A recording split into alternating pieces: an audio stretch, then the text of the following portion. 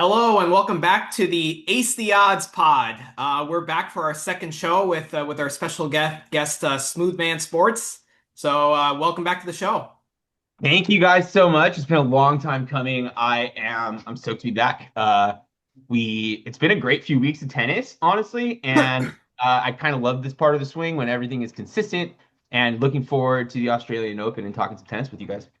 Hell yeah, hell yeah! It's a great time to be alive. I mean, it's a great time in the sports landscape. I feel with the NFL playoffs kind of transitioning into tennis.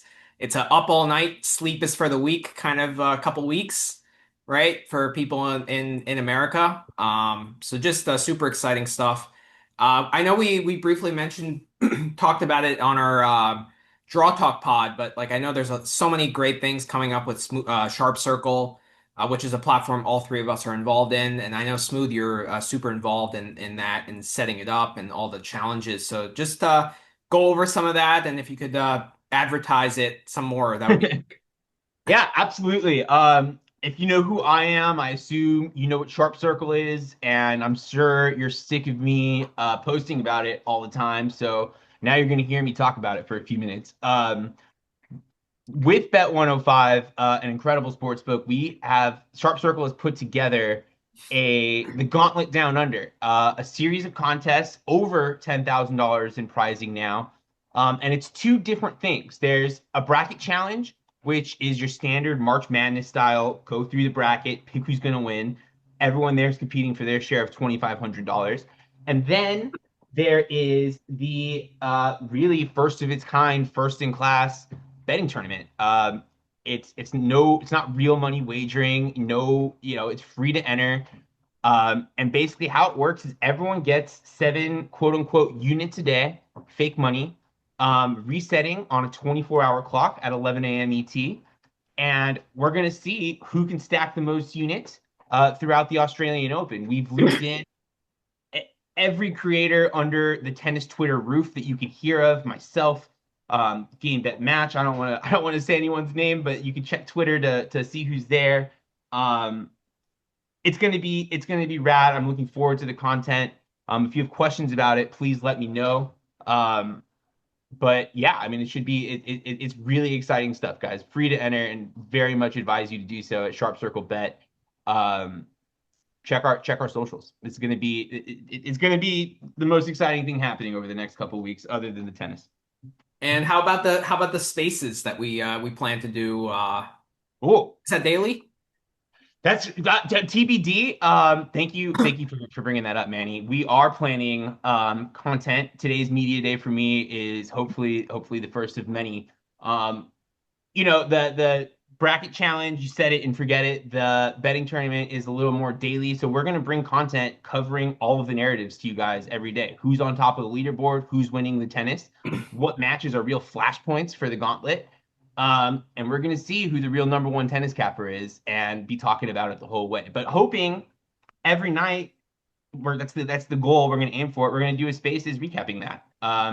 If you guys have ideas of who you'd like to see on those spaces, please let me know. We're hoping to have a rotating set of hosts from various small creators around the space, Game Bet Match, Drop Lob. If you're interested, let me know. Let Sharp Circle know.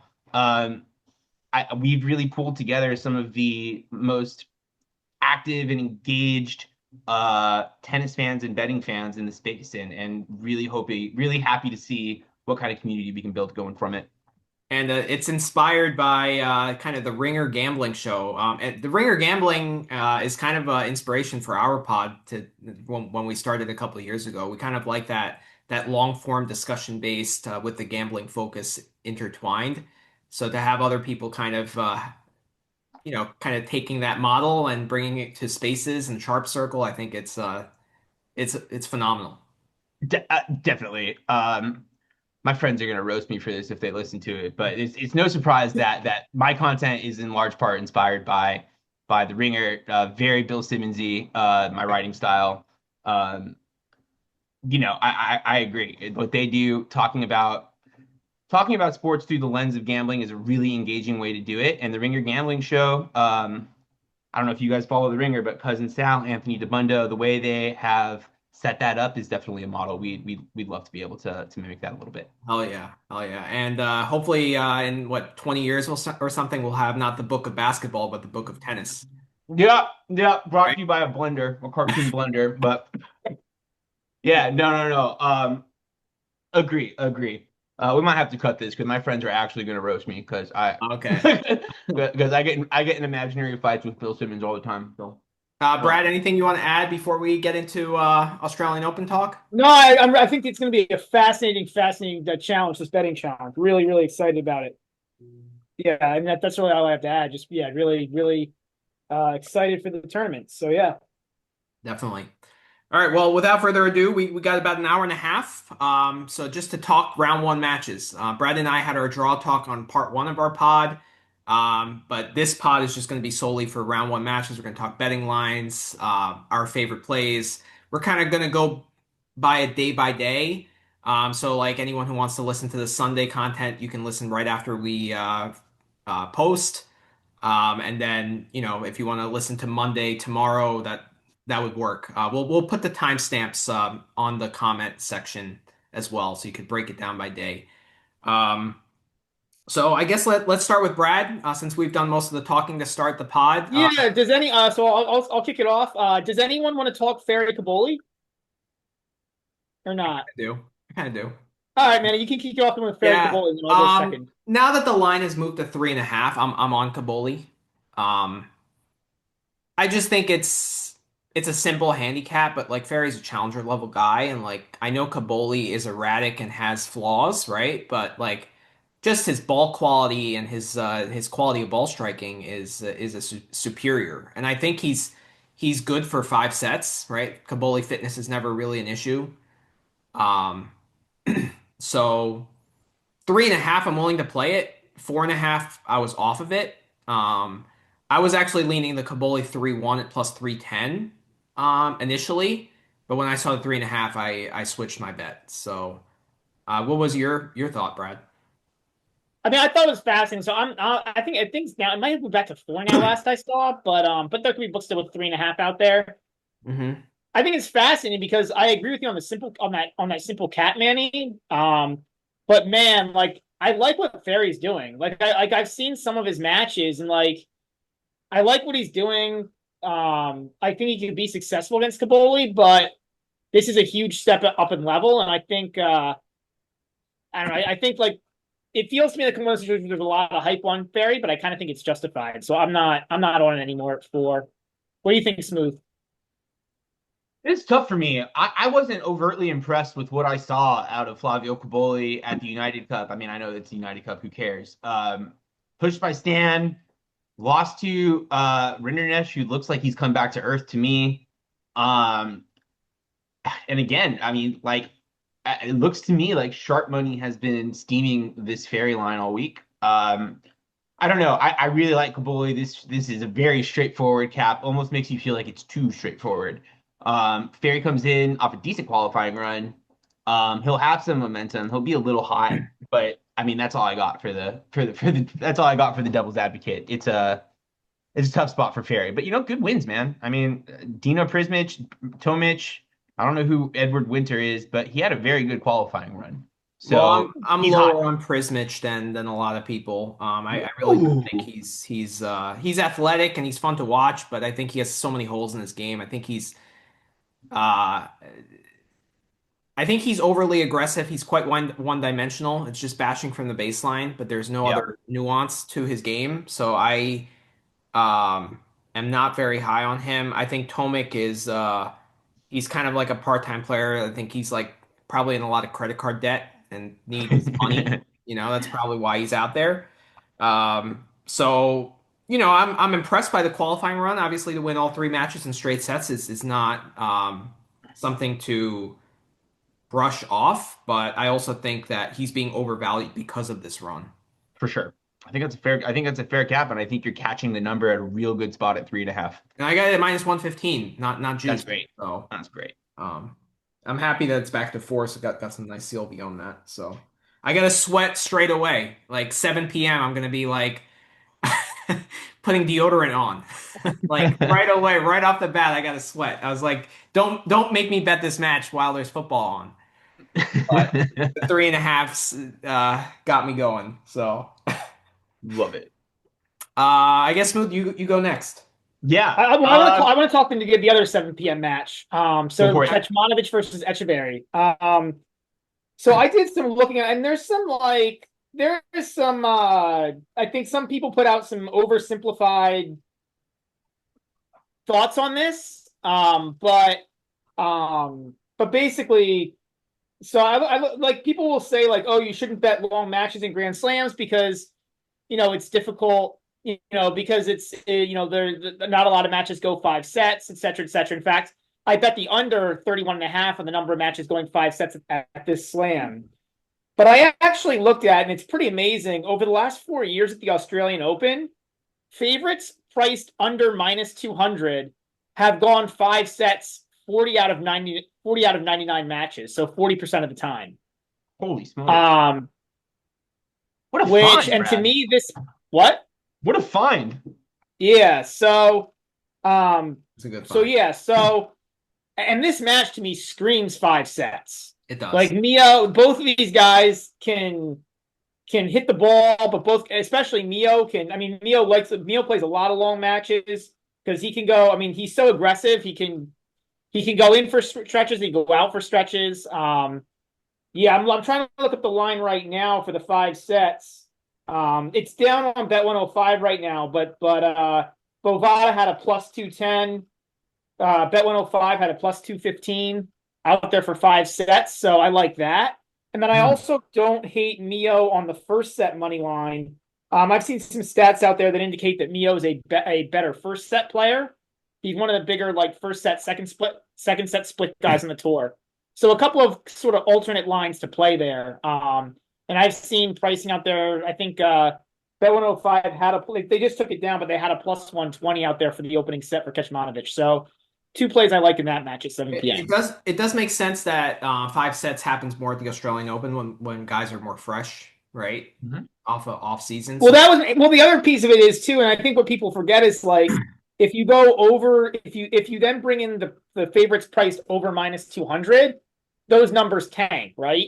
So like the favorites tend to get it done in 3 or 4, but and it really drags down the overall stats because you got to remember at the slams you get a lot of these matches between like a lot of these just like really mismatched matches. It's the same thing that frustrates me when people go, oh, only 15% of dogs win at the slams or whatever. Well, of course, you've got like, you have some of these insane matches where you've got like, Alcaraz playing a qualifier. Like, yeah, that's not, like that's going to be 3 sets. Well, for me, I'm playing this match, but it's a one of my 3 legs in a over 3.5 set parlay. So I agree. I think that's great too. That's I mean, so I good. think that's another one where that's great too. And Manny, great point on the fatigue also, because I know you and I have talked that like that's a tricky one at slams too, because like, but in the first round of the Australian Open, guys are fresh. Mm-hmm. And actually in the Australian Open in general, guys are fresh. It's really the US Open where guys are really fatigued out and the over 3.5 sets line becomes a bad idea in a lot of cases. Yeah. I agree with that. Any thoughts on Kecmanovic Etch, Smooth? Oh, I just want nothing to do with this match in any capacity. I hate betting on Mio. I'd like TME here, but I love the 5 set angle. This match screams 5 sets. Looking at the draw, I laughed when I saw this match because I expected it to be such a fight. It's going to be a fun match to watch for tennis fans. It should be a lot of roller coasters, but I love that angle. I think no notes, Brad. That was a very good cap. That was I'm still fawning over the 40 of 99 have gone 5 sets. That's a ridiculous stat. That That is a ridiculous stat. That's professional level, professional grade. That's work. From a true professional, Smooth. Thanks. Yeah. All right, it's your turn, Smooth. Next match. Yeah. Slate. So as people who follow me know, one of my key rules is we don't bet on players we haven't seen yet this season. I'm gonna just step on that rule immediately and throw it out the window. I haven't bet this actually just yet. I'm staring at the line, and this is a true Ace the Odds exclusive. But my favorite play of today is the Mute minus 4.5, which is approaching even money. We haven't seen Mute play here. We haven't seen him play this year. He's generally okay at the Australian Open. He's 5-7. He's gotten out of the first round the past 2 years, I think, 3 years. I'm not sure, but this is really about Tristan Schoolcate. Tristan Schoolcate is in a unbelievably dreadful run of form. He's lost one, two, three, four, five straight matches. His last win coming at the Bratislava 2 Challenger, Bratislava 2, where he beat Colton Smith and then lost in the next round. Um, he's talented and can get hot, but I'm not loving. I'm not seeing enough here to justify that 4.5. I think this is a comfortable straight sets wins for Mute, to tell you the truth. And if not, I think he 100% covers agree. this in 4, just because Schoolcate's not serving well enough. He's double faulting around 10% of the time this year. That's just terrible. And for someone whose biggest weapon is his serve, um, yeah, I think Mute is the clean play here. 120% agree. I'm on that 4.5. If we can get Love Brad it. on board, it's an ace the odds special. But I also think it's a really bad matchup for School Kate because School Kate is an aggressive-minded kind of player to begin with, right? Yep. Like Mute kind of feeds off of um, the the pace and kind of throws back junk at you, right? That I don't think School Kate can adapt to necessarily because he's pretty one-dimensional to begin with. And then also, I actually think Mute kind of thrives in this environment when he's kind of the villain, right? He likes that. Hmm. I remember a match he played against Yari, a Yari in form in Santiago a couple of years ago, and he played a hell of a match and just embraced that environment like no one else could. Love it. So I think that's another part of this cap that I really like. So like I just think we haven't seen Mute yet. But he has gotten a lot more professional in the last 6 months or so, and I think that can't be understated. And I think if we've seen Mute and he's in decent form, I think you would be seeing like a 6 game spread here. So the 4.5 for me is a must play. Yeah, I love it. Thanks for the color. Yeah, thanks, man. I love it. Brad, you on board too?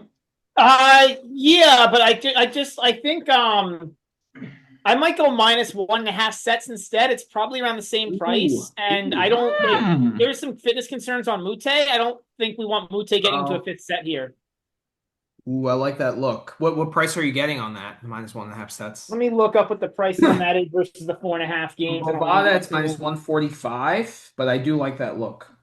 Yeah, I think you can go either way. But in general, I like some sort of handicap against Mute there rather than like a parlaying him in a money line because I do think there are some Yeah. fitness concerns. He was, I think, signed up to play one of the one-ups that had to pull out due to I can't remember if it was injury or illness or what exactly, but there are some concerns there, which is why the line is sitting at 4.5. Fair. Fair. I mean, yeah, there's. Fair. But I think like if you subtract the fitness concerns, but then talk about matchup and pedigree, I think it should be setting at like 5 or 5.5, not 4.5. You know? I think that's fine. I mean, I'm just saying why the line is what it is. I'm not disagreeing with the play. Okay. All right, And fair. I'm just saying because of that, there's probably some additional equity in not, in not Mhm. like just lining him up as a big favorite and instead playing something. I mean, I guess the other thing with the games too is the games is pretty much never, if the match ever retires, it's pretty much always going to void. Hmm. There might be some books that void you if you're down two sets and retire, or there might be some books that call a minus 1.5 sets a loss if you're down, if you've already lost two sets and retire. I'm not sure. Okay. That's a book specific thing there. Yeah. All right, my Move on to tomorrow, or you got more no, matches I today? got I got more. I got more for tonight. Ooh. All right, next play for me is Fucsovics -6 against Ugo Carbai. So I like this play in multiple reasons. I think Ugo Carbai is in terrible hardcourt form right now. He completely laid an egg against Tabilo. I get that Tabilo is a better player, but like Carby was getting nothing on the ball. There was nothing he was doing that would generate success on a hard court. Uh, and I'm also much more willing to back Fucsovics in the first round of a tournament. That's usually kind of when where he thrives. A lot of guys I like to fade in the first round because they're not like in tune with conditions and stuff like that. But Fucsovics seems to be fresher earlier in an event, and then he kind of fades out. So those are kind of two reasons. I do think Martone is going to be able to generate some breaks here because Carby is not a serve oriented guy, but like just doesn't have much juice on the serve to begin with. I'd probably put this more at like 7 or 7.5. So that's my look here. Any agreements, disagreements? I'm not on this. I think the -6 is pretty fair. That's a pretty big favorite for Fuchsovich, who's, I mean, he's not the best. I don't know. I'm not like Fuchsovich is fine, but to me, he's just fine. And you've put him up. They put him up here as a 6-game favorite. I think that's pretty right. Carbe battles too. So like if he's playing decent, well, he battles or he retires. Like so, like you could lose some equity due to retirement. You could. We have seen Ugo Carbe actually show up and occasionally win a hard court match. Not often, but he's not completely drawing dead, if you will. We've seen him be competitive at times, especially against other counterpunchers. I think this line is fine where it's at. Okay, that's fair. Yeah, I think this line is pretty sharp. I think Fuchs is a much better hard court player than CUC. I think that's clear. I mean,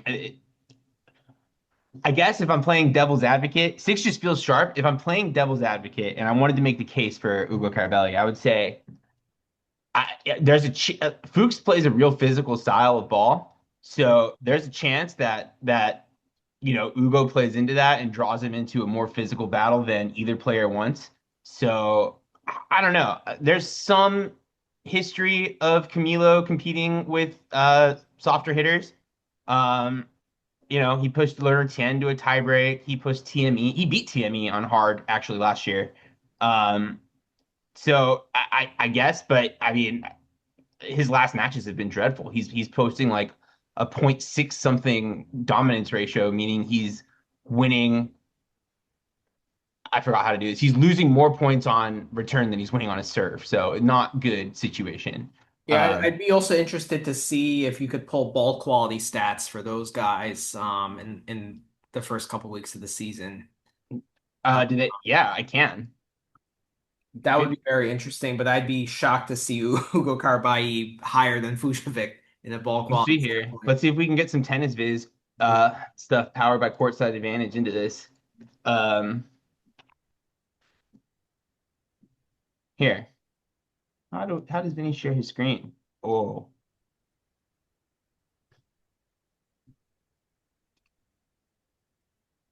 did it Let's work? see. Try one more time. There we go. Sweet. Hell I yeah. have my tennis viz. Oh, You can see both? yeah, Can you see my mouse? I can. This is Okay, sweet. awesome. Incredible. So let's filter here to 2026 where we have everything. And we can kind of get a peek of how everyone's playing. So we have Ugo on the left and Fuchsovic's on the right. Okay. And what I'm seeing here is nothing overtly surprising. The thing that's not going to be sustainable for Ugo is this low 18 attack in attack and not stealing nearly enough. Yeah. Fuchs is not playing really that well, but I mean his game is just much more complete here, as you can tell. I really think on a quick hard court, if you're not attacking, it's going to be very difficult. And I mean, Fuchs is attacking, he's converting. I'd like to see a little more out of his steal score, but this doesn't actually hurt him because of how rarely Camilo's in attack. Yeah. So I like really there's no room for Camilo to dictate this match unless Fuchs lets him, which is, I guess, a risk given Fuchs' own play style, which is physical itself. But as long as he's willing to take risks, he has the game. I mean, the numbers are pretty clear to me. But I just feel like this is one of those matches where Fuchsovich is a little bit better at everything, and that's why it's a 6-game spread. Yep, exactly. Okay. I just think it should be 7. No, that's fair too. A double break in there is coming. Like a double Yeah, break Well, is and coming that's somewhere. it. That is a great point, Manny. Like laying the games is not terrible because Ugo has basically no serve. So the right. question is, how many breaks does Fuchsovix give back? It's not really get the 3 or 4 breaks he needs to cover. Yeah, I mean Ugo can win a set here and still. Yeah, I feel like Fuchs can still cover. But yeah, yeah, that's a play for me. I mean, this is awesome. Sharing the screen and seeing this. I mean, this is great analysis. Yeah, that's Awesome. I'm happy to use it. I'm still learning how to use the platform myself, but Sweet. I'm finding it extremely useful in analyzing and bring a little more color to the So narrative. I'll bring up one more match on tomorrow or tonight. Okay. I I actually mean, want to see stats here for is the Bublik Brooksby match because I think the ball quality aspect on those two players is massive. I've gotten some CLV because the line has moved to 6, but I'm on the 5.5. That's my favorite play of the day, honestly. I mean, I'm high on Bublik to begin with. I just think he's been so good at winning by margin recently against these kind of middling, top 50, top 75 players. Um, so, and like, I don't know. I feel like this is a really good matchup because Brooksby feeds on someone who just makes a lot of, I guess, like makes errors, but makes errors in just kind of like a one-dimensional kind of, like if they're just bashing balls from the baseline, right? Like if he's playing a Tomas Martin Echeverry, for example, that's where I think Brooksby could do well because he's getting the same ball all the time, right? When he's playing someone like Bublik who has all that variation, the drop shots, the different angles, the different spins, I think that's when Brooksby can have trouble, and that's when his game doesn't really um kind of help him in a way. So I'm curious to see ball quality and like, attack and return and steal for these two yeah. guys.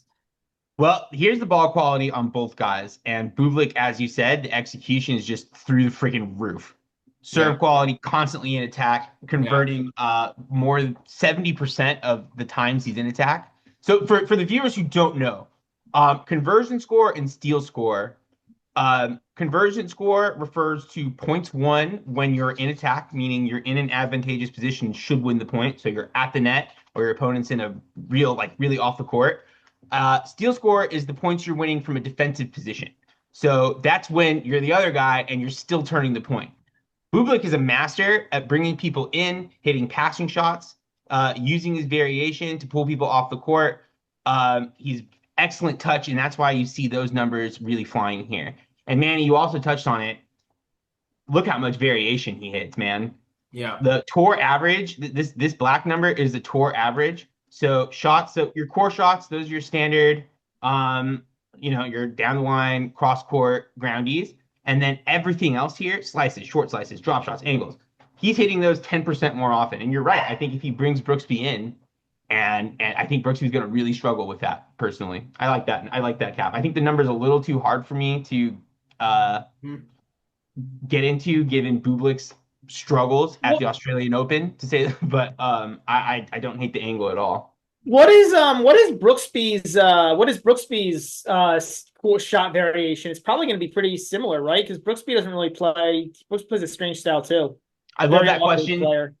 I Hmm. love that question. You would think so.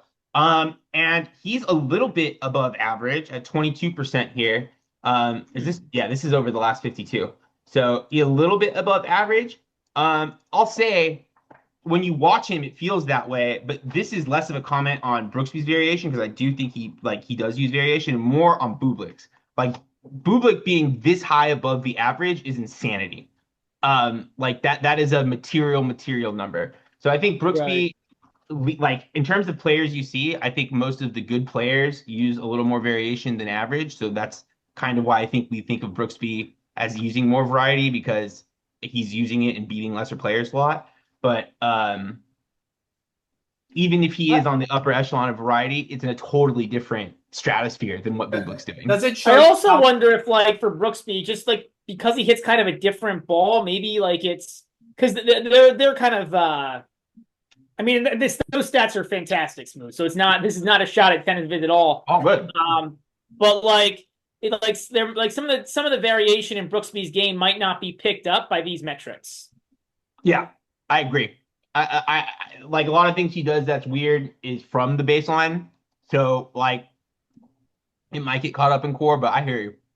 Does it show how Brooksby does against variation shots?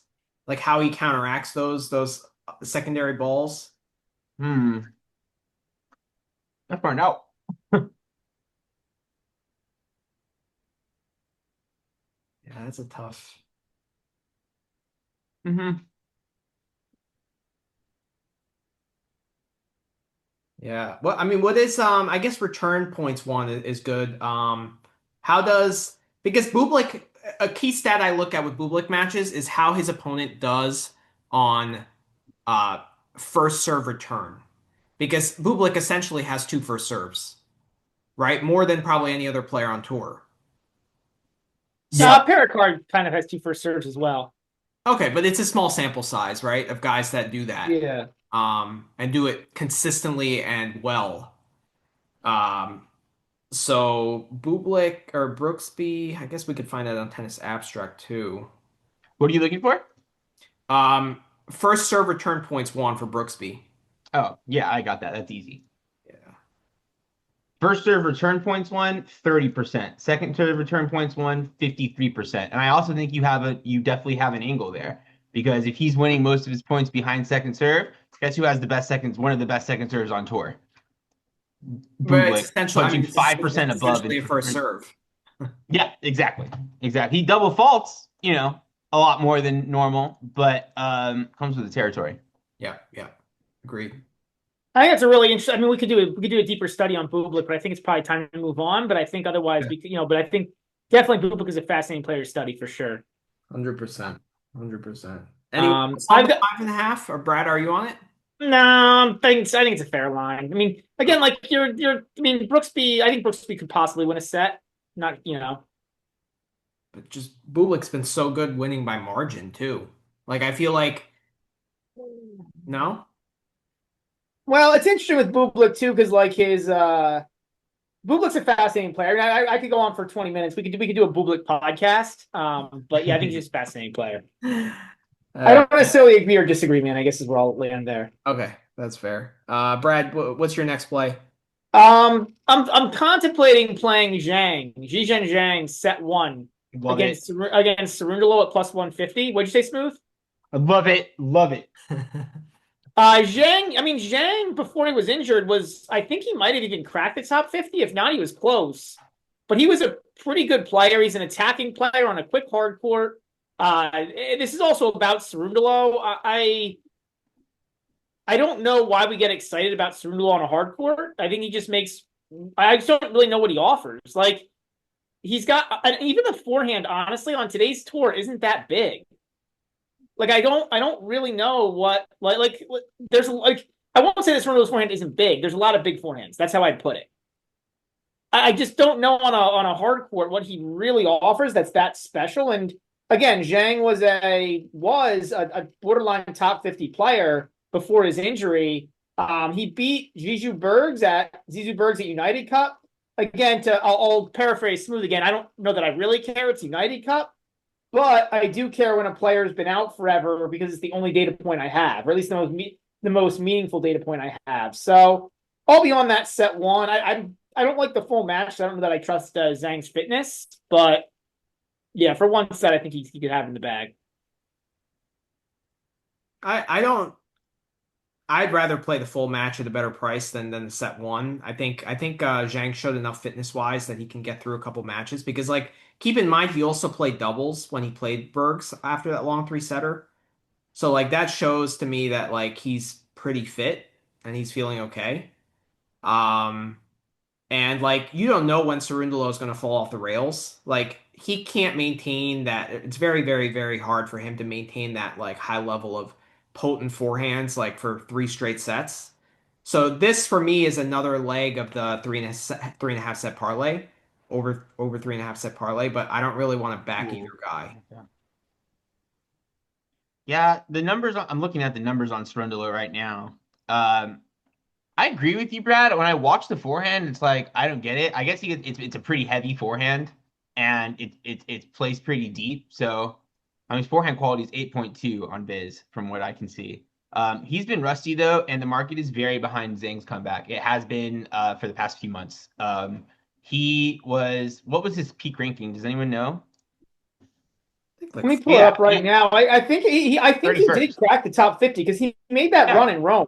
exactly. He made it all the way. He was He was last July. He was He was 31st ranked in the world. 34th. Yes, when you had it in 2024 July, he was ranked 34th. 31 or 34. I see 31 on an Oh, app, there might but be it a doesn't matter. 31. Yeah, there might be a 31. It's he's a quality player. He hits the ball hard. He's best suited on hard courts. And this number is way too long. But you're ultimately, there's still a little bit of a risk. So I love attacking Zhang here. I'm off it. I feel like I missed the best of the line, and but yeah, I think that's the right side today. I think backing Cerundolo with that much juice in any capacity is very tough, and I love the Agreed. over. Agreed. Manny, every time you introduce another leg to your over 3.5 cents parlay, I'm so excited. It's just like that's so good. So Yeah. Yeah, this I and the don't really Nia want to one, back either guy there. I just yeah, like obviously if I'm picking someone on the money line, it's Zhang or pass. But I don't really want to get involved there. And like I just don't know if Cerundolo is gonna be really good or really bad. Like what version of Dolo are you gonna get? And that's just really hard to predict. no, So, and if agreed. if it's a good version, he's not gonna last three full sets doing that. So that's why I like the overs. Love it. It's that simple. But are you on anything else, Smooth, tomorrow? I don't think I'm on anything else today other than, and I'm not on Mute yet. The matches today, honestly, they just look like grenades everywhere. Um, Corda, Tiafo. Something that did catch my eye was Hanfman. I don't know why the line's moving against him. I don't think Zach Spade is very like good. Oh, I'm So on Spida. you're on Svida. I got minus 130. I'm staying away. I don't get it. I wish you the best. Okay. Um, yeah, I'm good to move to tomorrow. Okay. I got No, I just wanted to talk one more. I think tonight. That I like Tiaf. I like Kubler at least set one. hmm, Against Tiafo. I mean, Kubler is another kind of similar to the Zhang, except we actually saw Kubler qualify. Um, obviously Kubler's been injured a lot, but another guy who, before all these injuries, he was in the top 100 against the Tiafo, just seems to be reeling. And I think setup one there is, I think I saw it at 175, 180. So you might even be able to get better depending on the books. So yeah, that's another play for me. it's not bad. I do like the look of playing set one with Kubler for sure and shortening the finish line because I think fitness could be a problem with him, Yeah. right? What do you think, Smooth? You like yourself some Kubler? You know how I feel about Francis Tiafoe, so you know I love myself some Kugler. Again, this is just one of those lines where, like, I'm sure whatever computer is putting it together is probably pretty sharp, but like, man, I still think it's too long. Kugler looked okay in qualies. I know he kind of got through a little bit of luck, but he got through. Um, and Tiafoe, I don't know, man. He has a cool kit. Is a really cool Lululemon kit, and that usually means that we're going to be seeing lots of commercials, and he's not going to be in the tournament. So that's I like the Kubler look. I like the media, the like American media and stuff, they're hyping Tiafo up, but like the thing is that the betting lines really are down on Tiafo too. For him to only be a 5 game favorite, here, I think it speaks volumes. What is this last year? Was it like 7.5? Probably 7.5, 8. Yeah, I would say Yeah. so. So like the market has really adjusted. So I'm totally off of it. I wish you luck, Brad. I think that's the way to play it if you're going to play the match, but um, I'm not going to be on this one.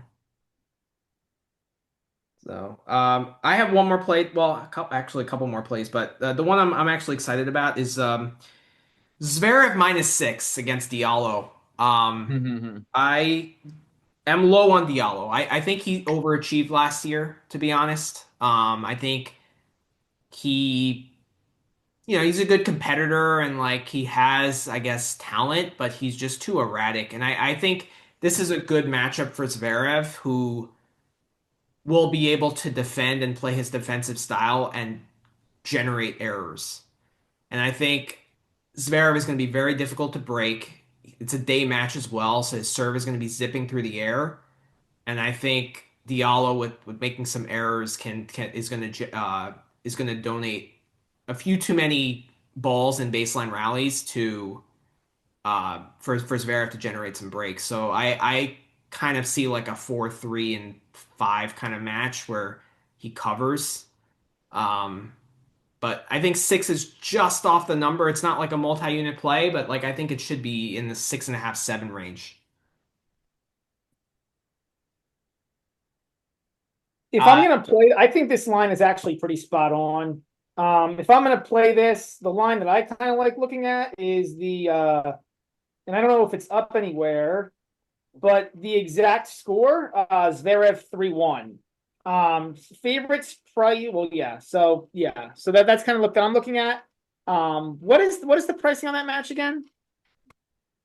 It's 6. What is the money line? Hmm, let me see 1 second. I think it's like minus 2,000 or something. Oh no, minus 700. So favorites priced between minus 500 and minus 1,000. Again, last 4 years Mhm. have won by exactly 3-1 in 25 of 68 matches. So almost so it's like 37% of the time. And I'm guessing you get better than 2-1 on that 3-1. You get 260 on the 3-1 on Bovada. I'm not. So I don't yeah, think Diallo wins a set though. I'm low on Diallo. He also has I a mean, match I don't know. coming. He's got a pretty high peak. Like he's got a good serve, pretty high peak. I got I have a take on Diallo that I'd love to get out here. I kind of think I'm trying to figure out how in depth I want to go here, but I'm really low on Diallo on hard courts, and I think that a lot of people talk about how he went to Kentucky, he grew up in Canada, he's a hard court player, but Diallo's game is much better suited to the natural surfaces. He's not a great mover, but he's able to slide. He but what's really effective for him, his biggest weapon, is his kick serve, which is his second serve. It is a monster. And on a hard court, that's not ripping as much. On the grass and on the clay, on the grass it's doing something different, but on the clay it's really going high. And I think he fits into the category of player like Jack Draper, where people see big dude hits really hard, assumes that the quicker court is going to be better for him. Mm, But take. really, there are other parts of the game, including from the baseline, the comfort, like how much time you have getting the ball back, and the effective spin on the surface that's making a big change. And I know that wasn't super cohesive, but I want to show you guys something. But So on the don't. left here, Okay, yeah, keep going, keep going. is Diallo's hard court, indoor, outdoor, and on the right is his natural surfaces, clay and grass. And this looks pretty similar. But the big thing that's hugely different is right here. He's winning 48% of his second serves on hard courts and 58% of his second serves on the natural surfaces. Oh, wow, That is an unbelievable difference. that's And great. it's all about his kick serve, man. It doesn't get nearly as much action here. And his slice is also pretty good. I mean, he uses spin very effectively, Diallo. But Um, I think like that actually helps my handicap because on like on any court, Zverev has such a big wingspan, right? Especially yep. that backhand wing. So that serve is not going to do as much damage on Zverev, who has such a big slot on that backhand wing. So Oh, I and think that's you hit there a backhand kick serve and it's not perfect. You're gonna lose the point. So yes, like exactly. that period. So I'm right there with you, Manny. I think that's a good. I think 6 is a lot because there's always a chance that Zverev gets tight or Diallo forces a tiebreak. Um, but I think that the fundamentals here are very aligned with Okay, a all play right. on Zverev. I like that. I mean that supports my handicap, so I'm stoked. I didn't know Yeah. about that. So thanks for pointing that out. That's awesome. His second serve. You should like when the clay season comes, that thing is freaking crazy. That thing goes so high in the air. It's unbelievable. And his Yeah, I saw one slice. he hit against Sinner in Cincinnati. That one was, I think, went viral where it just Yeah, and that was on a hard court. great. That's crazy. Yeah. Yeah. What else? Let's see. Tomorrow, I think that's it for me. I'm also on Corda over 20 and a half against Zhang. I think Corda should be a sizable favorite, but I also don't think he wins in straight sets. So like I like those 20 and a half, 21 lines, those overs, because you're basically betting them to win in 4 or 5 sets. Hmm. Um, Not my favorite play, but I am on it. Um, Is that tomorrow? no, that's today. Okay, okay, okay. Yep. Yep. Anything else, Brad, that you're on tonight? No, I think the Bonzi Nori match is kind of interesting, only because Bonzi's form has been terrible to start the year. But if you had the Bonzi from the summer and the fall of last year, that line would be way tighter. So I think it's an interesting match, but I'm not on it because I don't know which Bonzi I want to pick. So or which Bonzi's going to show up. But I do think it's an interesting match to look at. But we don't need to go any further on that. Okay. Sounds good. All right, let's kick it off to tomorrow. What's the first match you guys want to talk about? I'll I, kick it I'm off. Jordan Thompson and Juan Mon. Yeah, I don't really. I mean, like, I get it. Juan Mon's not a hard quarter, but he started to look a little. I don't know, maybe Smooth if you got stats on this, but it feels like he started to get a little bit better. His hardcore game started to improve a little bit lately, and I just don't know. I mean, Jordan Thompson, since he came back from injury, uh, he's. I mean, he's losing matches to challenger level players, and not even like particularly strong challenger level players. So yeah, I mean, this is really a fate on Thompson. Plus, we've seen Jordan retire, I think, twice in the fall of last year. So there's probably some extra equity if you take the Juan Mon money line because you might get a retirement. So yeah, I kind of like playing Juan Mon there against Thompson. Really, it's a fate on Thompson. I like that. I like that look personally. I that lit up to me as well. I think JT got through an exhibition match in Korea. I don't remember. I know he played something. Um, but Juanma on the money line, especially on a retirement book, I think is a really solid bet because he is a super physical player and will drag this out. And I'm not sure JT. I'm not sure JT is going to be able to hit him off the court. So I think it's too long, Manny. I think that's a good. I mean, sorry, Brad. I think that's a good look. And it's kind of hard for me to get excited about JT doing well in the challenger when we saw him play in an exhibition when we saw him play in a real challenger already this year, and he lost in the quarters to Rodionov. Like, for a player of what we think of JT as JT being, like he should be winning challengers. Yeah, agreed. Agreed. Yeah, I don't really have a take on this one. It's tough. I know Brad, I feel like you're higher on Wanma than I am, like for the most part. I'd love to see the vid. I don't know if we want to go into the vid stats. We've already gone into it a lot. We're kind of using a lot of time up, but it'd be I'd love to see it sometime smooth what the vid stats look like on Juan Mon because it seems like he's Yeah. he's You want me to pop him up? I mean, I have him. Yeah, yeah, I'm yeah, curious go about for it. We can do hard a quick. We court can do a quick ball two quality and that minutes. kind of thing. Yeah, of course. Of course. So here's what are you look interested in seeing? This is Juanma over the last 52. Like maybe last 52 weeks versus like 2024 or something, let's say, like 25 versus 24, just to see if he's been improving on hard So specifically. so keep in mind, this only takes into account ATP level data. And looks like he didn't play an ATP match in Yeah, okay. So fair enough. You're not gonna really have what I'm looking for then. From 2023 though to the last 52, you see, I don't know what you see. I do see it. Better on Not return, much better on serve, increased his yeah. forehands, his groundies have gotten much more solid. He's not having to play as much defense. That's what that decrease in steals suggests to me. That it's the defensive plays are a little more targeted and less scrambly. Um, let's see what's going down here.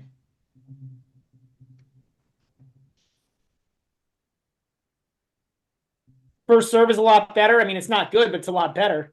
Oh, a lot better. A lot better. He's using a lot more variation. I mean, like he's gotten better. Like he's gotten much better as a player. Like the wins and losses tell the story, but so does this. Yeah. I'd be kind of interested to see what this looks like on a hard court. If he,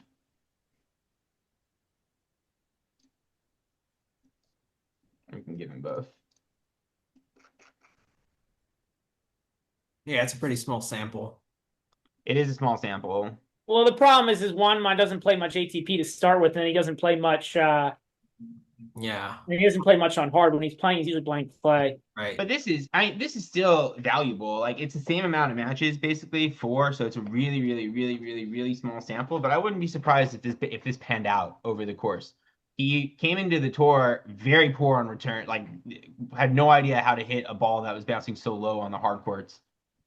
Struggled from the Well, I mean, I baseline, just kicking the ball early. yeah, I just remember like when Juanman came up back when he was like even I think he made I think like 2 or 3 years ago he made the final of Cordoba if I remember right. It might have even won Cordoba, He but did. like back then like he was really like kind of like a true South American clay rat, like almost like pusher. And just like when I've watched him, I've seen more aggression, which is what this kind of bears out. I mean, you're not seeing the attack percentage go up, but maybe that's the sample size. But definitely the ball quality seems to be better off all wings. So yeah, I don't know. Interesting. I agree that Thompson is a fade. I'm just not sure if Juan Ma's the guy that I would want to fade him with, especially with Thompson playing at home and I don't know. Yeah, I think I'm just gonna lay off this one. But I'm staying away, but I love it. I'm staying away, but like these are angles that I have like these are I love it. This is a good line. People who are feeling frisky should definitely JT's a good player to fade. Leave it at that. my favorite play of day two is Medvedev de Jong under 30 and a half. I think that line, I was shocked to see it there, and I thought it should have been more like 28, 28 and a half. I think Medvedev is pretty close to his top 10 form, top five form again. And I just think De Jong is a great matchup for him, a guy that won't be able to find offense. It's going to be very difficult for him to generate enough pace to find holes in the court against a Medvedev who's sharp.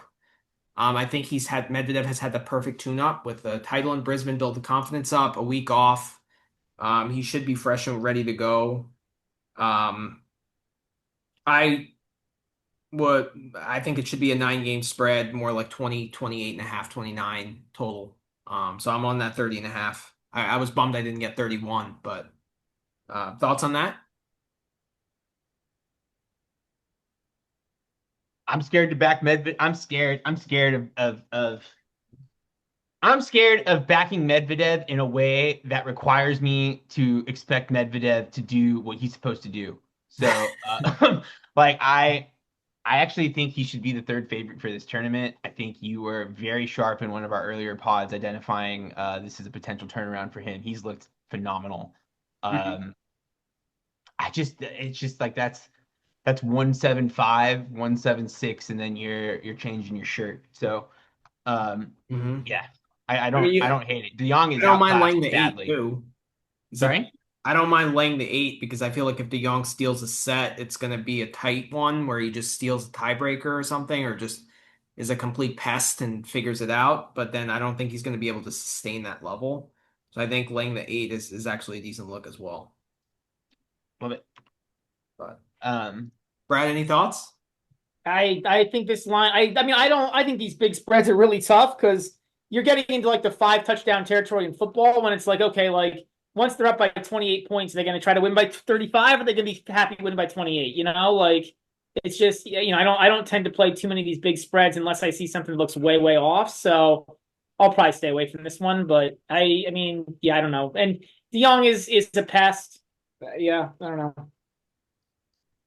Yeah, Medvedev is a pest too, in just in a better way, right? But it's an 8.5 game spread, right? Like I don't think anybody's debating you that Medvedev's gonna win or is the favorite, right? Like that's the problem. Is like, what do like the But only thing you can bet there is the game spread. Like there's no other line you can even bet. It's just but it's if this brutal. match happened 2 years ago in 23, I'm saying it's probably nine and a half. right? And if I think Medvedev is closer to that form that he's shown a couple of years ago, I think you're getting value on Medvedev's side even with this big number. Like I'm really low on De Jong. Okay. Um, yeah, but okay. Smooth. What's your bet for Monday? Well, Sunday or Monday? Monday tomorrow. Yeah, the next slate. Well, Monday in Australia, right? So Yeah. Sunday in the US, Sunday Oh, night, Monday morning, whatever you want to call is it. it bias time? It is. That, If oh, yeah, It we'll do is the bias fantastic. bias time. time. Fantastic. Thank you, God. My favorite play of the first round is Sebastian Baez on the money line. That's That's actually Tuesday, but that's okay. That's fine. Oh, we can go back to it. We can go back to it. Sorry, I'm looking at the book and it says the 18th. Oh, okay. Do you Yeah, want to it's go? actually the 19th. It's the bottom half of the draw. Yeah. If you go on Bovada, the times are up, so you can kind of sort by day there. Yeah, we're on the topic. Just go ahead. I'm Let's sorry, I let's hit messed it that up. up. I messed that up. Oh, good. It is my favorite bet of the first round, so I guess I can talk about it. Talked about it a little bit on Twitter, uh, but I don't know what happened to Sevi Baez, who won exactly three hard court matches last year. But he has come back in 2026 a totally different player. He's currently, I think, plus 130 at most books against GMP, and that line should be no more than a pick 'em, and that's purely out of respect for GMP serve. I want to show you guys some stuff. Can you see it? It's coming up. Okay. There we go. First, let's just talk the abstract stuff. So we can see right here, last year 3-12, didn't win a tiebreak, winning 44% of his second serves, holding at like the WTA average 66%. Like this is like auto fade material. And my followers remember the last time we faded Baez on a hard court, I wrote about that extensively against Goffin. And then like he beat Goffin and I was flabbergasted. But he has done something to his game to become a more attacking player, and we're really starting to see that pan out here. He's played quite the schedule this year. I'm not going to put too much into it because it's early season, but wins I will put stock into: Munar, that's a really good win. Wawrinka, who was in form, playing very well, that's a good win. I think Brooksby and Garone are great wins. I know Brooksby played terrible, but stylistically, those are people who I would have expected to cause Baez a lot of problems and didn't. And now he gets GMP. And what is behind Baez right now is he's playing so well from the baseline. Like these numbers are better than tour average, better than his average. This is just this year. His steal score is through the roof. He's not in attack very much, but when he is, he's converting. But the issue is that this pans so poorly. This does so poorly for GMP, Yeah. who gets nothing on defense at all. No steal score. Like he's not converting any, in disadvantageous positions offense. He's in attack a lot. His serve is obviously the best on tour, but he's not converting, man. He's not being efficient with his shots, and I think that's more than enough, especially over 5 sets, for someone as informed as Baez to come in and really make this a dogfight and probably win outright. I mean, I'm having a really hard time arguing why GMP should be a favorite in this one. He's not playing particularly well except for his serve. He's won a few matches this year, but candidly pretty lucky to get through. There's I a mean, chance that tie breaks end this, but I don't know, man. I'm on the Baez train 100%. I mean the argument, the devil's argument against you, Smooth, would be that Bias is only this is only one. It's Team United Cup in 1 week, right? So have we seen enough sample yet, right? That would be the Devil's advocate. devil's advocate argument. Can you pull up Winston-Salem? I think he won Winston-Salem in 2023. Yeah, he did. Can we pull that up? Just that tournament? I'm curious. To compare it to what he's doing now? Yeah. Yeah. We sure can pull it by tournament. I'm so glad you asked. Um, That's a good call out. Let's see. It's probably 24, yeah. No? oh, does it not have data? Oh, Oh, boo, boo. yeah. Yeah, it must have been Ooh. 20. It's 24, I think. Oh, tennis viz is hurting me. No, he lost to Coric in 24 at Winston-Salem. Then it has to be 2023. He Okay. definitely won Winston-Salem. I just don't remember which year. Yeah. Yeah, 23. It's 23. He beat Lehechka in the final. Oh, okay. I don't know why it didn't pull that, but ta-da! There we go. That looks pretty similar. Yeah, So very, that's the question, right? That's the weird thing is like that's the question. The question very is this Baez we've seen the last 2 weeks? Is this the new Baez, or are we going to see, or is this just Winston Salem Part Two? Yeah, but I don't know, but we only I'm need willing to one lay the match money. against a shit returner to cash the bet, right? We're not extending the sample size. We're talking about this match against GMP, I think right? both. I think Brad's argument is fair. Like we've seen flashes from Baez before, only for him to then go 3-12 in the next year. So like he does have a hard court title. So like that's a fair point.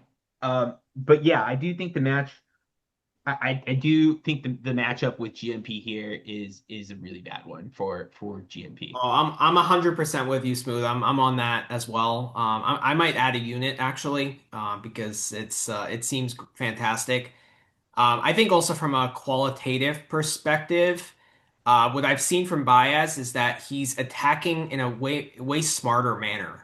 I feel like in the past he would kind of play a clay court brand of tennis where he'd be more aggressive from further back in the court. Whereas now he's using like a 2 or 3 shot combo to generate offense. And I think that that's very smart. And it feels like he's improved his movement. We've talked about how he wasn't comfortable with movement, but like moving on hard courts, but it seems like he's adapted a little bit and is just cutting off the court better in a lot of ways. So I don't know. I don't remember what I saw in Winston-Salem in 23. I mean, maybe I could watch some tape from that run and see if there are any similarities. But yeah, once the serve comes back, it's advantage bias, massive advantage. And I don't think GMP should really be a big favorite against anyone on tour, you know? I agree. He's a coin flip, man. I really think at best, he's a coin flip. If he played Michael Zhang, right? Coin Uh flip. that that's a coin flip match too, right? Like every match is pretty much a coin flip. And I Yeah, think and that goes both ways. I yeah. mean, that goes both ways. Like sometimes GMP is a really long dog to players that are kind of a coin flip. So I just think this side is time to be on the other side of that argument. And I also think a little bit is being too much is being baked into the fact that Baez had a long run in Auckland and like maybe they're weighing fatigue a bit too much. So maybe if that wasn't a factor, maybe he would be more like a plus 110. So I feel like you're getting an extra 10 to 15 cents on that alone, and that's worth the play. Love it. Yep. Sorry, we can go back to Sunday now. Whoever has to play on Sunday. Uh, so I have a play. I mean, I'm going to be tailing Tidbits Tennis from the MP9 pod. I totally agree with him. It's Lechka -5 against Gaya. Mm, I mean, you're talking about someone who thrives on quicker courts, who is a solid top fifth, top 20 or top 25 guy, playing a challenger level player and being only a 5 game favorite. Simple handicap, but it should be more like 6. And I understand Lechka isn't great on return, but just the ball quality from the baseline is huge. And like you probably won't even be able to pull up stats on Gaya because he doesn't play on the main tour. no, I got nothing on Arthur G or Yeah. whatever. I had nothing on him, So unfortunately. like I don't know. I think that line is a full game off. Oh, I have some stuff, but it's 3 total matches. Yeah, exactly. Brad, on that match, let's go. I don't know enough about. I gotta do some tape study on Gay. I don't know enough about Gay. Okay. From the little bit I've seen, he doesn't seem like a particularly serve-oriented player. And if he's not, I'm not sure. Like 5.5 feels light if he's not particularly serve-oriented. Mm-hmm.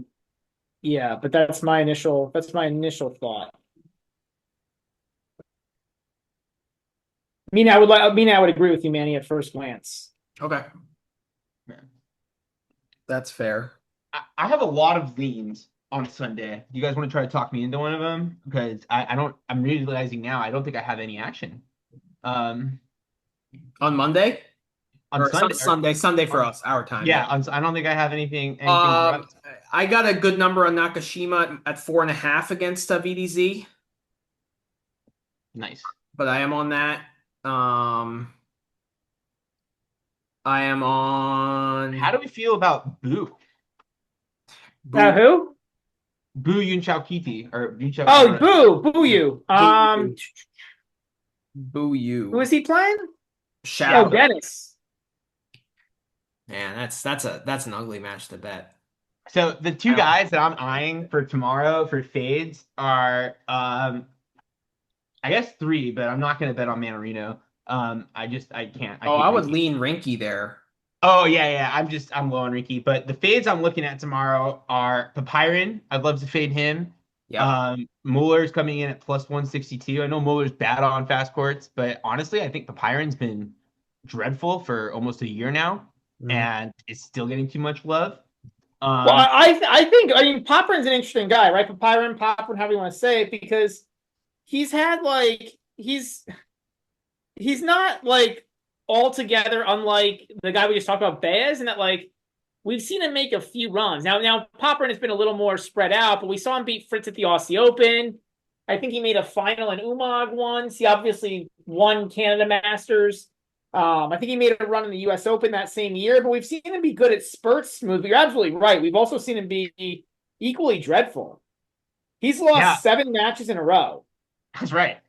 They're good. Hollies, They're good L's. Opelka. Yeah. Opelka, Hallis, Korda, Bublik, Berrettini, Korda, Sinner. Last win coming against Rusu in Cincinnati. Now, those are Uh, all attacking minded guys. I wonder how it's going to translate to someone who's more a grinder. right, right. I mean, Popperin can just get super rushed because Big it's swing just such path. an Yeah. ugly, just such an his Sloppy counter is Ren. so ugly. Sloppy Ren is my nickname for him. Yeah, Sloppy he- Ren? he- Yeah, I like it. Because I think I stole it from someone else. I might have stolen it from Dave Berger and MP9. But I don't know how often he uses it anymore. But I like that. Great. I don't remember if I stole it from him or not. So I think I'm like semi-crediting him. But yeah. But yeah, his swing path is just so long, Popper, and that he can just so go. long. Yeah.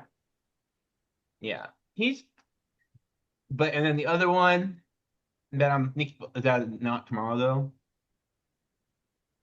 No, just Chapo and Boo. Um, anyone want to take Wawrinka? Oh man, I mean that seems like a mess of a match. Just two guys with. I mean, Wawa always has fitness concerns, and Derry doesn't really look fit right now either. So yeah, I'm kind of a no thanks on both. One guy I kind of wanted to talk about is or a guy I wanted to ask you guys about Kjær. How do you like Kjær against Opelka? I think Kjær was in the and I have a really hard time evaluating the Challenger Tour, but I was just looking at the tennis abstract stuff, and Budkov Kjær was one of the toughest guys to ace on the Challenger Tour last year. That's cool. Interesting. Does it really matter against Opelka though? Who's the ball just bounces so high and it's just so far out of the slot. Like he's not seeing anyone with Opelka's serve on the challenger circuit. I mean, yeah, Opelka's going to get his aces. The question is, how many can Kjær take away? I mean, there are some big servers on the Challenger Tour. Not like Opelka, but there's exactly one other person in the world like Opelka. So I mean, you've got guys like Martin Dam on the Challenger Tour who are not who are pretty close. Exactly. There are I bots like that, everywhere, man. man. I What's like that. Hmm? Another one I think is Giron. I kind of like Giron there at plus 160 against Lerner. I I feel like and maybe Giron's just more error prone, and that's why he loses, and that's why it is 3.5, as I think through it more. But Giron's in pretty good form, man. I think that like if you look at Giron's 52-week data, he was dreadful for most of last summer, and I think that really weights it down. But like when Giron is good, he's pretty good. You look pretty good Um, to me right like now. pretty good in like a top 50, top 60 sense. Massive tactic edge for Lerner though. If there's adversity or if there's any like hiccup or something where Jerome's is just like missing, it's downhill from there. I don't know if that's true, Manny. I don't. I mean, like, he certainly is dreadful in like deciding sets, but I don't know. I don't know. Yeah. Yeah, and since he's been so bad in deciding sets, if it goes five, that's a massive edge for Lerner. So like, yeah, I think that line is pretty accurate, to be honest. It's close. Yeah, I mean, one match I actually wanted to talk about was Arnaldi against Rublev. I think Arnaldi is. I'm not high on Arnaldi. Don't take it this way, but I think this is a really good matchup for him. Because I think Rublev is a type of player that can extract the best of Arnaldi because of how athletically gifted he is. So like Rublev just bashes from the baseline, and I did see some improvement in coming to the net against Musetti, which was nice to see, but I don't know how sustainable it is. I'm not gonna bake that into my handicap yet until I see more of it. So I'm just kind of go more on Rublev from the past. And if he's just bashing from the baseline, Arnaldi is great because he doesn't have to think about how to play. He can just kind of resort to more of that counterpunching style and just use his athleticism to dig balls back. And I'm sure he has a very good steal rating. It's just his other metrics are probably not on point. Do you have those stats, Smooth? Say it again. Who's Arnaldi's that? steal, Yeah, yeah, yeah, steal yeah, yeah. scores. Arnaldi Steele. Let me boost this up. Look at that guy. Look, he's like the average player. Yeah, he's average, but like his steal score is really high. 32 is pretty high. It's lower than That's like average. tour average, right? It's Oh, it's really? lower Okay. than tour average. Okay. The tour average is the black dot, and I think tour average steal is 33. Okay. All right. He's a little lower, but he might be higher on certain instances. He might be higher on clay or hard or Okay. Do you have like a particular match? Like, can you go back to like Arnaldi Rublev and like Roland Garros or like their particular head to head? Because I think it actually yeah, matters in this case. 100% can go to their head to head. Watch this. Well, I have one match in their head to head, so Okay, let's look at that match. bang. Ball knowledge from Manny. I mean, the thing about Arnaldi that both of you have touched on is that he can play he can give you a bunch of different looks. He can attack, he can defend, he's super athletic. So he kind of matches to his opponent a lot. He plays his opponent more than plays his own game. That's at least my But perspective on but when he Arnaldi. has to think about how he has to play, that's when his level drops. Whereas Yeah. with Rublev, it's a very, very concrete way that he has to play, right? Mhm. And he knows that. And I think that helps his game. So he plays his best. I know he beat him at the French Open. So, I don't have slam data. oh yeah, okay. It's only ATP, which is different than the slams, believe it or not. Yeah, yep. I know you know that. Head You to know head is 2-2. Arnaldi got him at Indian Wells last year, 6-4, 7-5, and Roland Garros 6-2 and 4 in 24. Rublev got him in Canada, 4-2, and in 23, Vienna 5-3. So, Oh, sorry. What years? um, Arnaldi got him in 25 and 24, 24 Roland Garros and 25 Indian Wells. What about the other ones that were before Canada? I got in Montreal, and what's the other one? Vienna in 23. Now I have them all. Okay. Hmm. Yeah, steal score is about average. Okay. I mean, I mean, that's tough with the date. Like, it's 3 matches and yeah. different on all these in each one. But that Roland Garros one is the one I think that we're both thinking of right now. Yeah. Um, Yeah. and I don't have it, unfortunately. Yeah. That's all right. I'm gonna think about it some more. I don't have a bet yet, but like it's probably Arnoldi or pass for me. Here. What's next? Let's see what we got. Well, I can't see the lines anymore because my computer.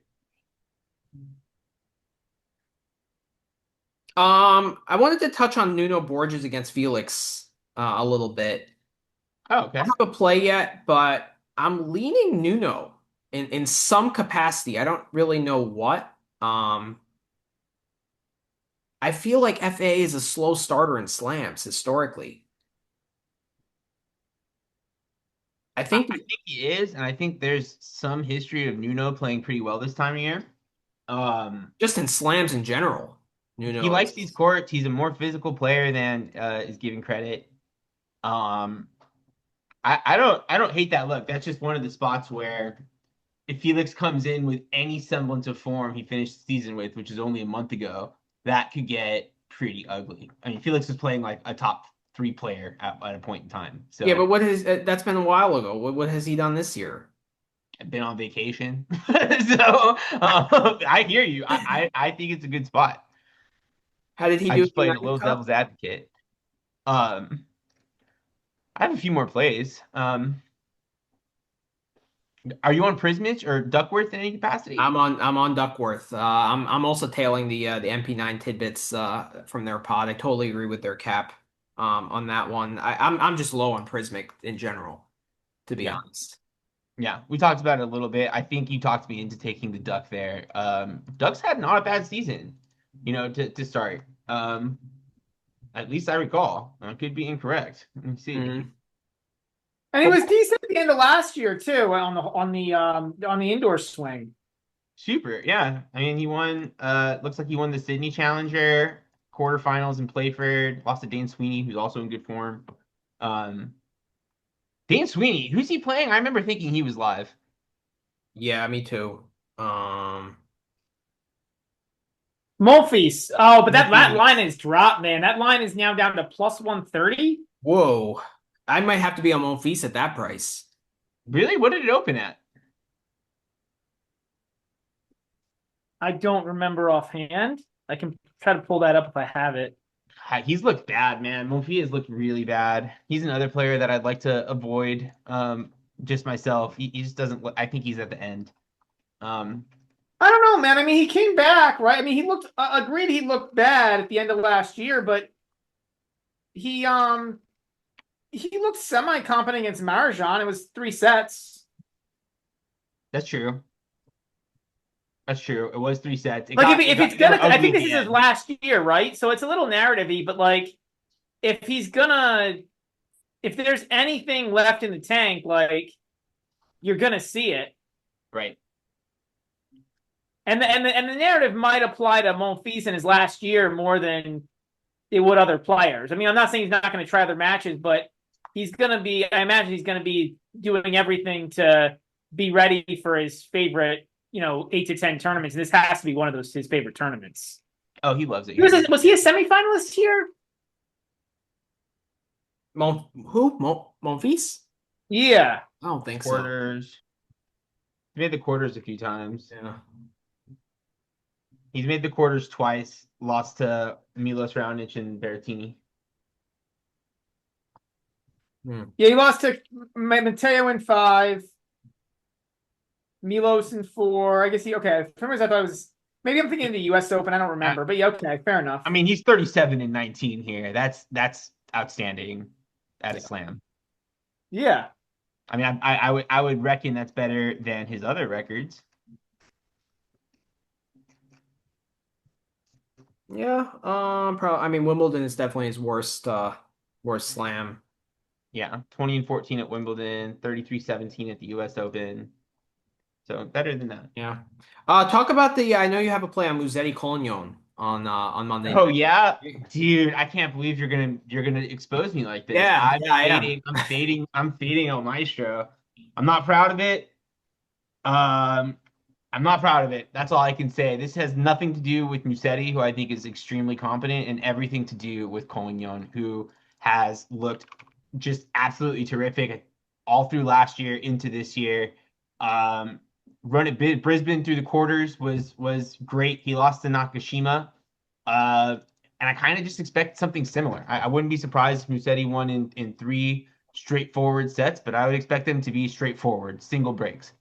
They offered that. They opened that at plus 6.5 at minus 140, minus 139. I'm not sure where it is now, but as you guys know, that six plus a hook is so key in 5 sets. Yep. And I don't know. He's Collignon plays. He's young. He's 24. He's really effective on quick courts. That's his best surface.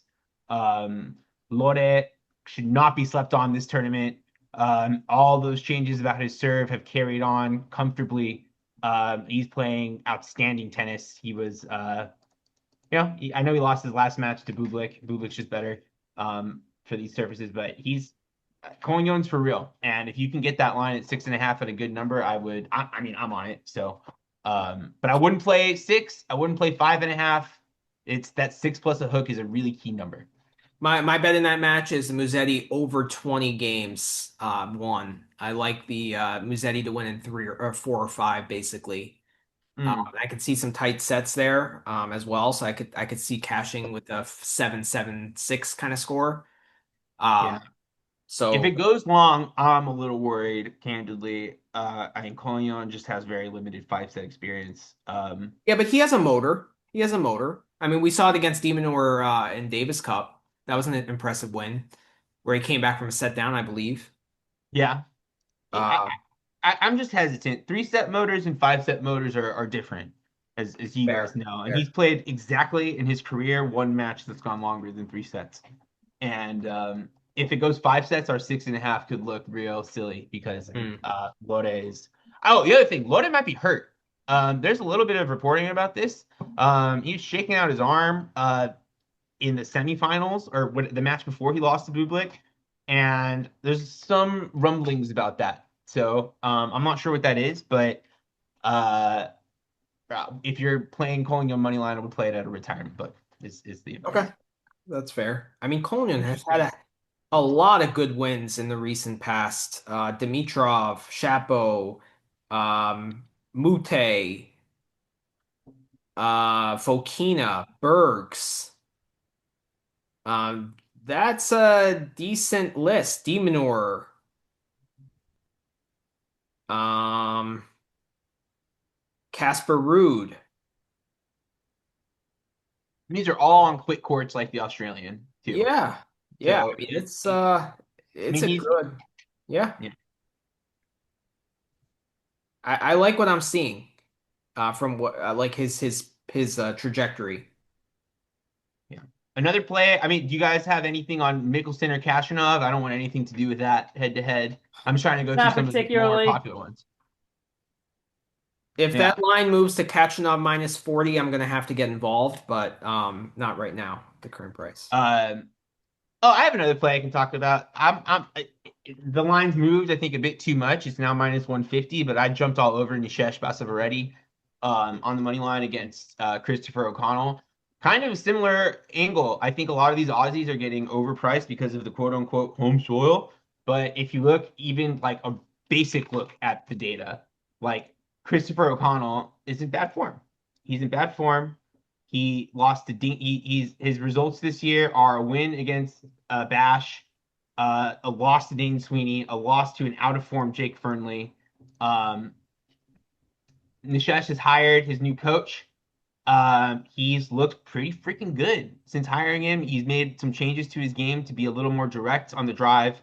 Uh, and I think this line should be closer to what it is. I think there's maybe 10, 15 cents more value on it, but um, if you're watching some tennis, that's Nishesh Basavaredi. If you ever get a live look on him, it might be worth a taste. Or join me on the money line pre-match, but minus 150 is a big number. Yeah, it's a lot of juice for someone who's pretty underpowered and struggled through qualifying. To be You say struggled through qualifying. I say incredible, unbelievable. I know Offner really choked, but That was a painful loss, bro. That was awesome. That was awful. yeah, I that's had the bad. plus 225, and it was funny because I was in another text group saying, like, I hope he knows that this tiebreak is to 10. Like when it was like 2-all in that tiebreak. And Oh then, my God. of course, he puts his arms up celebrating, and you know that's going to end bad. Yeah, you check out. I mean, you guys play like that. You can tell he checked out mentally, and it's so hard to check back in. And I gotta say, a lot of players in Nishesh's position would have checked out too. They would have become distracted. I think I know he quote unquote struggled through qualifying. I know that was a tough L, but I know that was a tough match. He's very lucky to be through, but Yeah.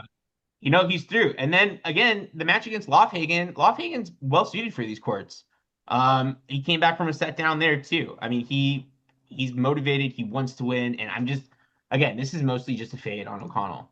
Like Sometimes O'Connell, also when you get that kind of second wind, right, and you like kind of uh pull a rabbit out of the hat, you kind of open up mentally and like you start playing better because you know that you should have been out, so the pressure is off. right? He did the Oh, choke thing at the end. I thought that was cool. yeah. Um, So I got a couple O'Connell's more What on. I'm really interested with Basa, this isn't really a betting take, but it's more of a tennis take. Like he made the semis of Auckland last year, and he was like he was kind of a star last year in January, and then I would say he fell off after that, and I'll be interested to see if he can keep it going this year. he got annihilated during the clay swing because, to Manny's point, he's underpowered. Like he is underpowered and does need the courts to help him out. So this is a quicker part of the year. It's hot. That's going to be something to pay attention to. But yeah, I mean, But even I when he remember came he back, fell I so mean, even hard. when he came back, he wasn't particularly good, at least not at like top level, or not versus like, not versus top, not versus tour level guys. No, Like Uh, he was after Australian Open, he was 4-10 versus top 100 guys coming off the Australian Open, or yeah, coming off of that great run in Auckland. So I'll be interested to see if he can keep it up for a full year. Or if he, obviously Clay's going to be a problem, but can he how does he do in the summer? That's what I'm curious with him. a couple quick fire ones I wanna bring up on Monday night is Carlos Taberner against Sonego. Should anyone be a plus 700 dog against Lorenzo Sonego? Like Taverner should. I mean, Taverner is. Does Taverner even play on hard courts? no, but Sonego is so hit or miss, right? He's such a like a guy that you want to back as a dog anyway, right? And with how erratic he is, you're getting a 7-1 price. I'm not saying that Taberner is going to win that match, but like the implied probability is not correct. I think they're I what does mean, plus 700 signify? What, 10%? 12, 12 and a half. 12.5%? I think it should be more like a 20%. Like Sonego can just come out and just spray balls for 3 sets. You don't know what you're going to get with him,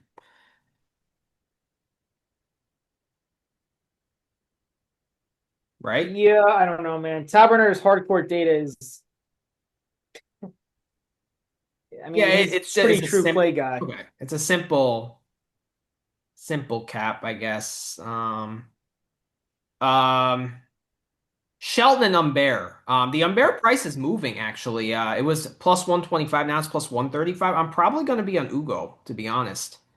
I know we talked a little bit about it yesterday, Brad, but I'm pretty low on Shelton's form. I don't think to get broken five. I know Bias has been good, but to be broken 5 times by him is a little bit alarming.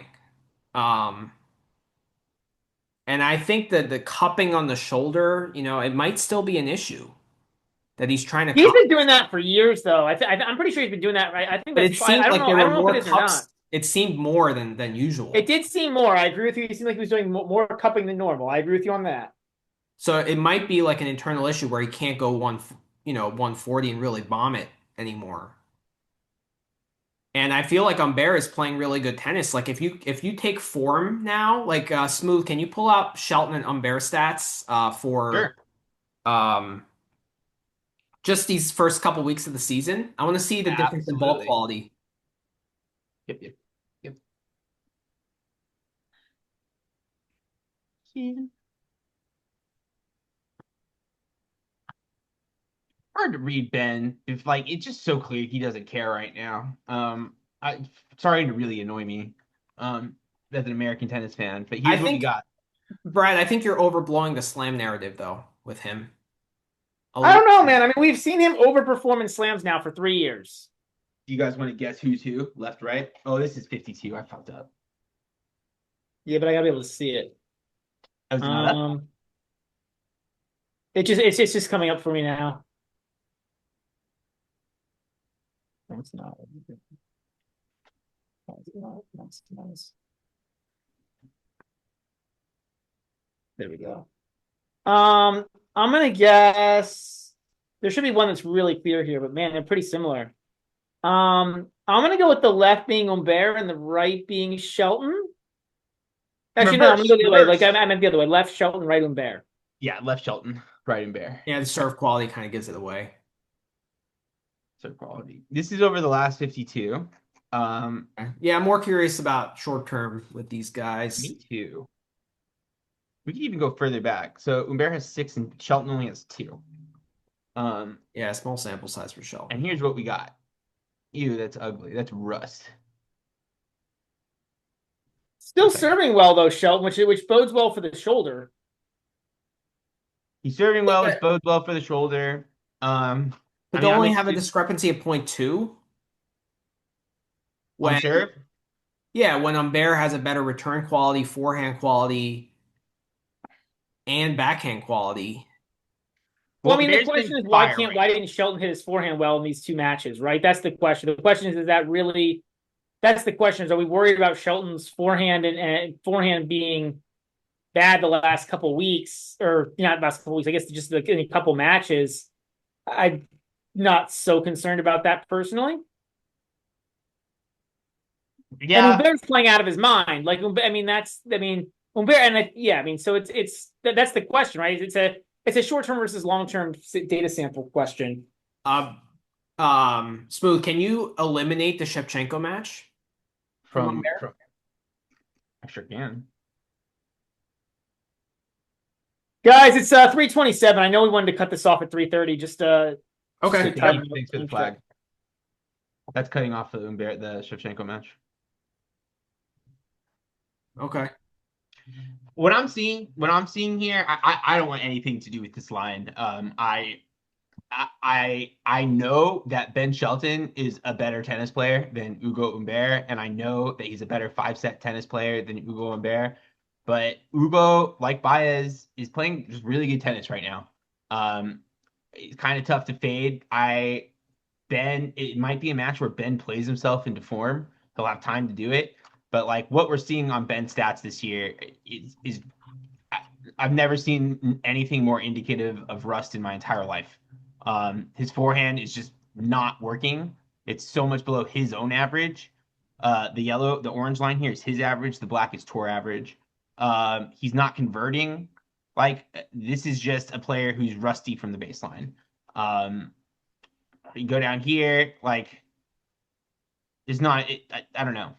But this is a really tough matchup to get that form back, right? He's not playing a Ugo Carbai, right, where he's going to get balls to attack and find his way back. This is a guy who hits a really uncomfortable serve, stretches you off the court, makes you play defense, hits a lot of flat, low balls. This is not a guy that I would want to be playing when I'm rusty. No, I want nothing to do with this match because I do expect Ben to turn it around at some point in this match. I just don't know. You're right. It's going to be tough to get it's going to be very tough to get rhythm against a player executing at Ugo's level at a yeah, for sure. But this is I'm most excited to watch this match out of all the matches. Yep. Fantastic. I'm diehard American tennis fan. Very optimistic on Ben's season, and if I can get a live look here, Hmm. might have to jump. Might just have to. Yeah. Yeah, a couple other plays on Monday night. I mean, we're not going to have too much time to go over them. I'm going to be on Spizzirri plus 155 against João Fonseca. Don't play it on a retirement book, um, because of Fonseca's recent injury history. I think there's a possibility if he loses the first set, he could just pull the plug just because they want to prolong his career and think about the long term with him. I think Spizzirri's a tough matchup guy that gets a bunch of balls back, who has been in decent form as well, and I see it at plus 155 now. So, yeah, that's a play for me. And I am also, what else was I looking at? Um, Ethan Quinn against Talon Griekspoor. I'm on a Griekspoor fade right now. I think he's been awful. His energy looks terrible. His return game hasn't improved one iota. Um, Fired his coach, doesn't have a new coach. He's yep. got terrible body language, terrible mental. It's just he's the But better I player. think that does he have a new girlfriend? I mean, serious question. I think that was a problem too last year. So that might be No, fixed. So that might be helping him. not fixed. He's still dating Potapova. They were seen hitting together yesterday. Okay, So so yeah, not fixed. that's a source of drama, I understand. But they at least things seem good. They were hitting together. So No, I mean, but for a guy who we're talking about like energy is a problem, like that's a real conversation. definitely, Yeah. definitely. Okay, that's my dog barking, guys. I got a dip. Okay. Um, I appreciate you guys. Yeah, sounds good. Sounds good. Thanks for joining us and lots of fun stuff to come. Yes, So, yes. Thank you guys so much for having me. yeah, And excited to talk more. We'll do this again, I'm sure, over the course of the tournament. absolutely. Yeah, we'll cut it off too. So, have a great fortnight and we'll be back for spaces and recaps and all that. Exciting times. Enjoy the tennis. Yep, Joey sends someone. Bye.